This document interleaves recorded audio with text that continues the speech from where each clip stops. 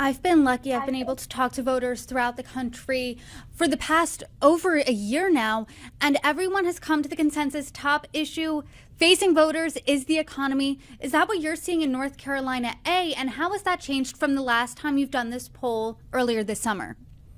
Yeah, overwhelming. The economy dominates. We've been asking that question in several polls. If you go back to our June poll, inflation was the top issue among many issues that we listed at 42%. Now that's come down to 30% in our latest poll.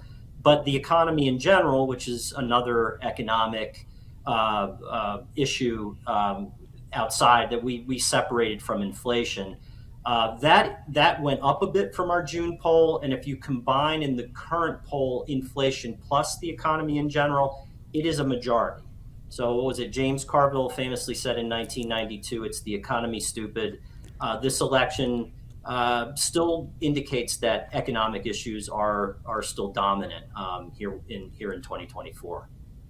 And this poll really shows that 2 months out from Election Day, North Carolina is a toss-up state. Is North Carolina a must-win, in your opinion, for either Trump or Harris? It's a must-win for Donald Trump. I think it's very hard to imagine a path to victory for the Trump campaign if they were to lose North Carolina.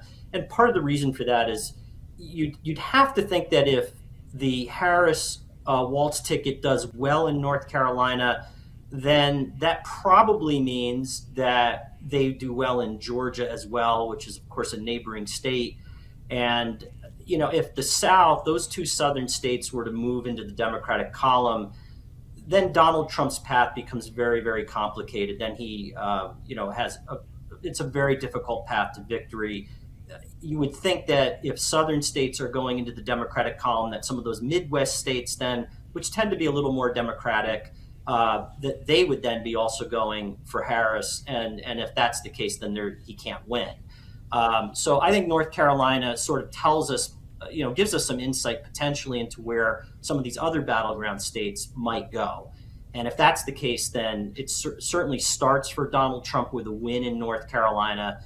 And then he hopes that if he's won in North Carolina, that he can pull off victories in Georgia. And then, of course, those key three states, Pennsylvania, Michigan, and Wisconsin, because that's really where the path to victory lies.